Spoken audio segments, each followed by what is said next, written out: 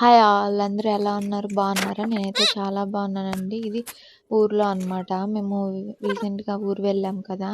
మా ఇంటి దగ్గర మా అమ్మ గారెలు చేస్తుంది. అది కూడా రోట్లో రుబ్బి మరీ చేస్తారనమాట. మా ఇంట్లో మిక్సీకి వెయ్యరు. మాక్సిమం 99% రోట్లో రుబ్బే చేస్తారనమాట. ఎందుకంటే అదొక స్పెషల్ టేస్ట్ ఉంటది.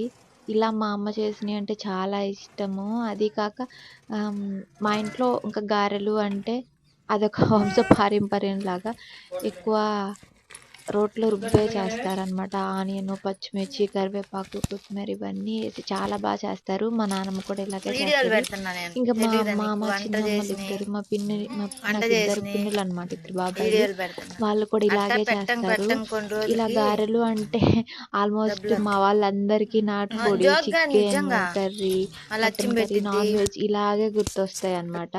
కానీ అప్పుడు మా అమ్మ గారెలు చేసినప్పుడు ఏమైందంటే ఇది లాస్ట్ ఆహ్, సాటర్‌డే అనమాట.